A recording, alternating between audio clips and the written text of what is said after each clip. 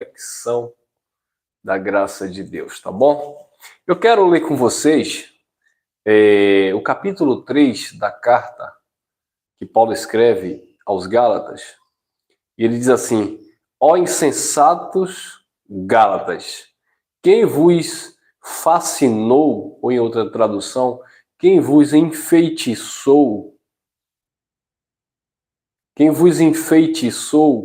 para não obedecerdes à verdade, a vós perante os olhos de quem Jesus Cristo já foi representado como crucificado. O tema desta mensagem é a igreja insensata.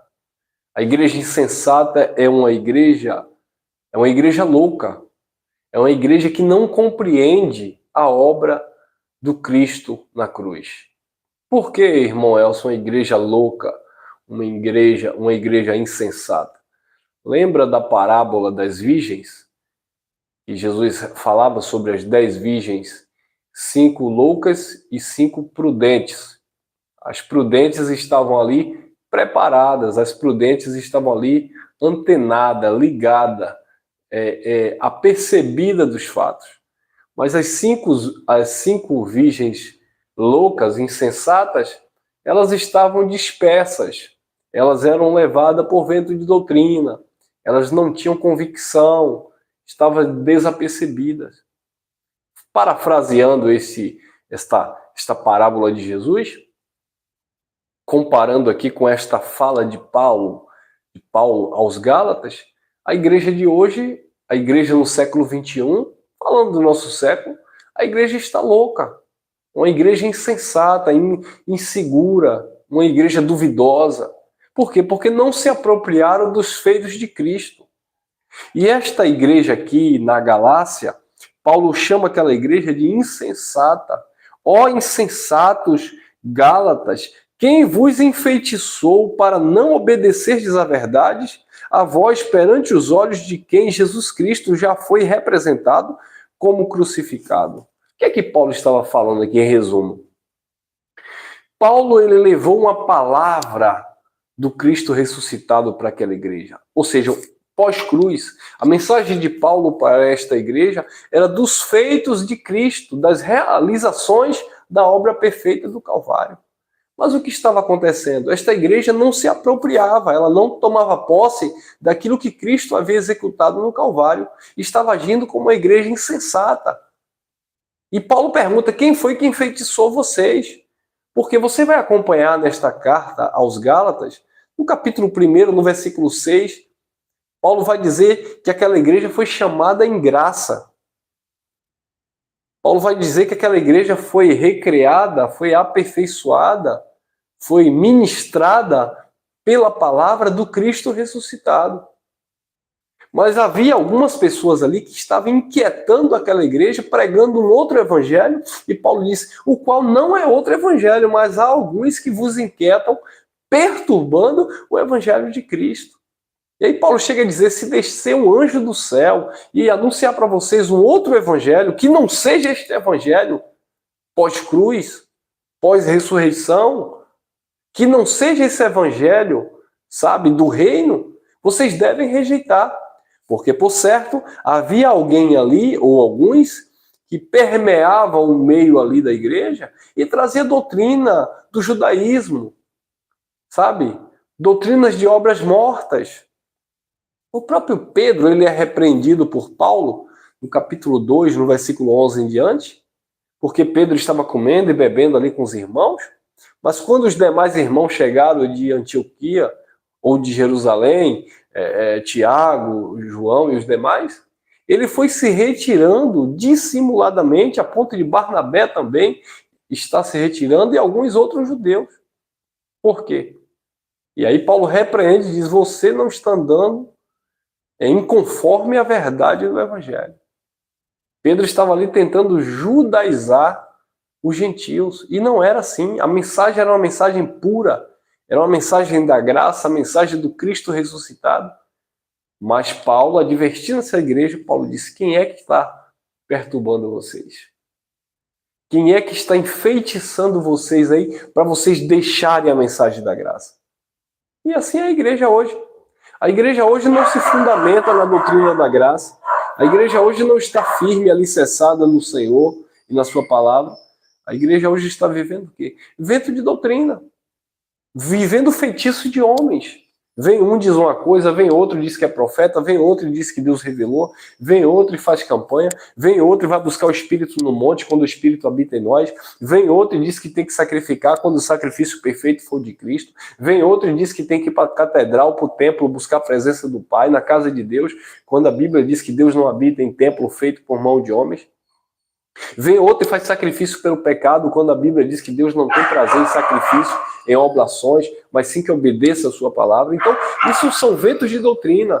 A igreja está enfeitiçada, doutrinada pelos homens e não por Cristo, não por sua palavra. Quem vos enfeitiçou, ó insensatos, loucos? E você vê o povo tudo desesperado, e busca Deus ali, e busca ali no propósito, e no desafio, e na campanha, e bota Deus na parede, e jejum de Daniel, e sobe monte, e vigília, e nunca se vê aperfeiçoada. Por quê?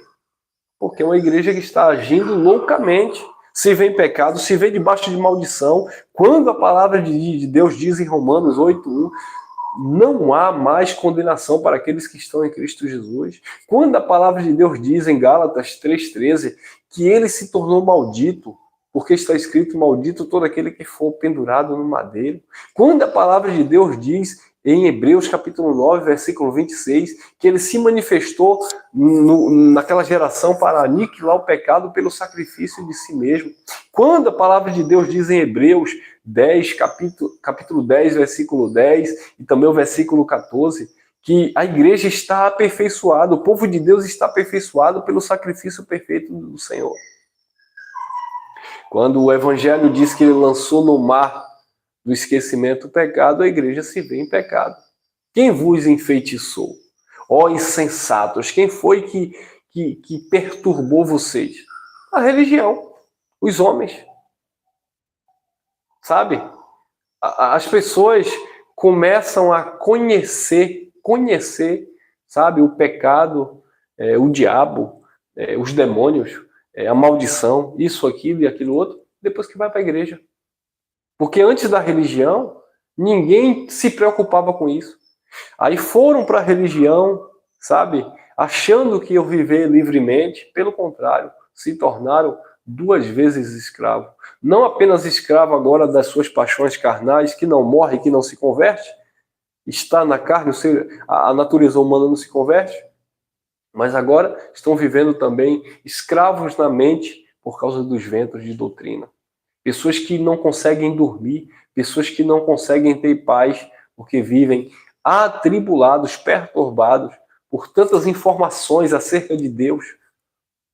Então, abençoados, quando nós batemos aqui, falamos o evangelho da graça de Deus, a palavra do Cristo ressuscitado, a carta aos Efésios, capítulo 5, versículo 26 em diante, diz que esta igreja em Cristo está perfeita, sem pecado, sem ruga, sem mancha, sem mácula. Colossenses 2:10 diz: e estáis perfeitos nele, que é o cabeça de todo principado e potestade. Quando a palavra de Deus diz em João, capítulo 19, versículo 30, está consumado, obra completa, realizada, mas as pessoas estão procurando fazer algo como se Deus em Cristo não tivesse conseguido fazer. As pessoas estão tentando realizar algo como se Cristo tivesse falhado. E não é assim. Nosso chamado é crer no Evangelho, nosso chamado é viver as obras já realizadas, é desfrutar do reino de Deus, o qual nós já fomos inseridos, já fazemos parte.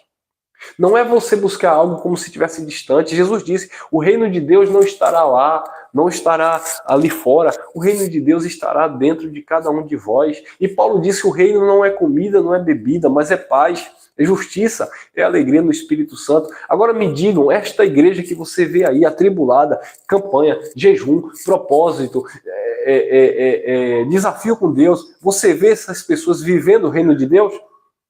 Vivendo paz? Praticando a justiça? E alegres no Espírito? Não, vocês não conseguem ver, nós não conseguimos. Por quê?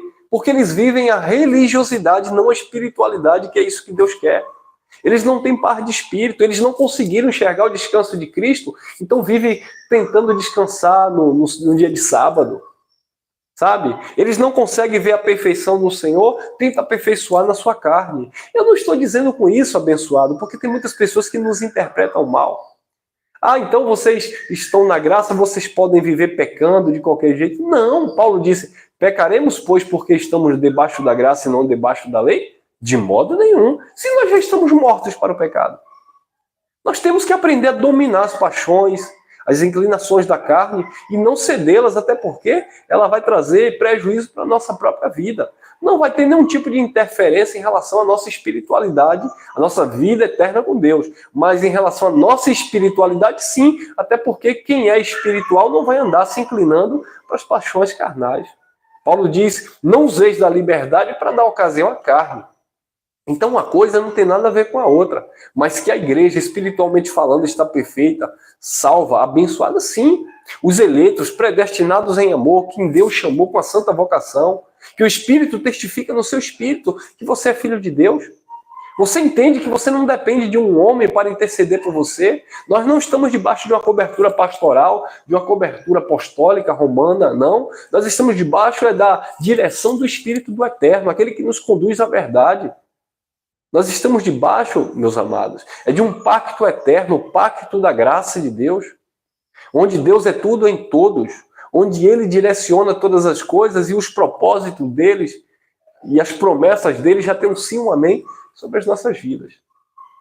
Que vocês estejam vivenciando isso, desfrutando isso, como um povo aperfeiçoado em amor, e que, infelizmente, o que nós estamos vendo aí é uma igreja insensata, uma igreja que está perturbada, porque não consegue enxergar os feitos de Cristo. Tá, abençoado? Ô, irmão Elcio, mas aí você está crucificando, julgando, e só Deus conhece. Claro que só Deus conhece, abençoado. E a palavra de Deus está mostrando isso. O Evangelho está revelando isso. A palavra está denunciando isso.